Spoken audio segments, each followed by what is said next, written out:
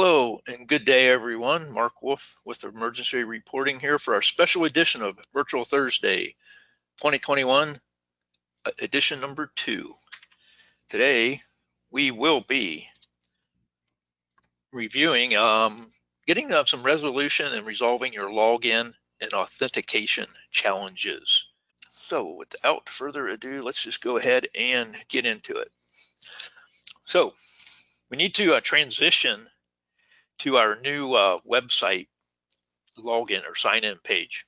What I recommend that you do, and I am going to jump in and log into this page for my first example, is what we're requesting you to do is to go, for you as system administrators primarily, go to your admin module.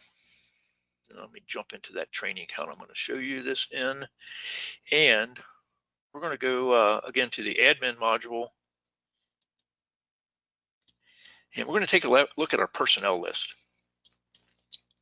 I recommend you take a look at this, and for all your personnel on your personnel list, all the way over here on the right is their last login session. And what we're recommending that you do in this case, we've seen that James here hasn't logged into this particular account since December 9th.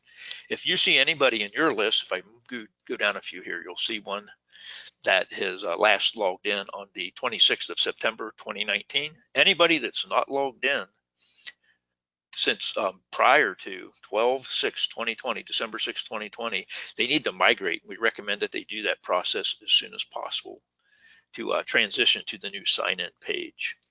So that's step one that we're going to talk about, is just checking your personnel list, and those people that have not signed in after December 6, 2020, they need to do this migration process that we're going to cover here in just a few moments. So let me go ahead and log out here so we can get to covering the rest of the material here. First of all, this is what we now call the old login page, pre-migration, let's call it. You can see the URL, secure.emergencyreporting.com/login.php. What I ask people to when you're looking at this page is the login button red, and does it say login? This is where you're going to start if you need to migrate to the new system. Now, there's two different pathways that you can take. In this first example, we're going to have the pathway that your current login, your current username meets the new security rules. And we'll go through this process to show you, if you're one of these folks, your username meets the criteria, how you transition. So how we would start this is putting in your username in the username field, and then your password down in the password field. And go ahead and select login.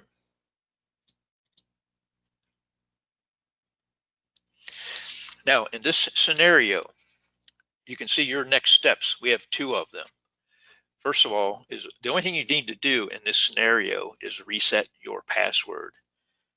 And then we're going to talk about bookmarking the new ER homepage, and that URL is right at the bottom of this dialog window. So we're going to select go reset your password. And on this particular page, your only action is to reset your password. So I will put this in, and then we have to confirm it.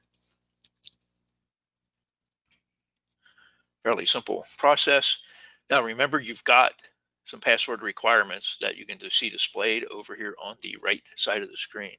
One of the changes that you may see is that the password requirements are at least 8 characters. All the other requirements, like 1 uppercase letter, 1 lowercase letter, 1 number, and 1 special character, still remain. Previously, you were able to alter the minimum requirements for the number of characters. Now it's hard-coded at 8, and that's what you'll need to have.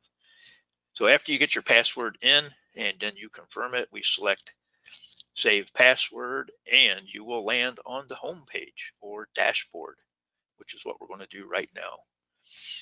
So on this particular page, and this is an extremely important point, on the computers that you're using, you want to bookmark from this page, the URL, and I'm going to highlight it in blue at the top of your page, secure.emergencyreporting.com. You can add this as a new bookmark or go into your list of bookmarks and edit it to this. And it has to be limited to the text you see at the top of the page, secure.emergencyreporting.com. And you'll be fine with that into the future.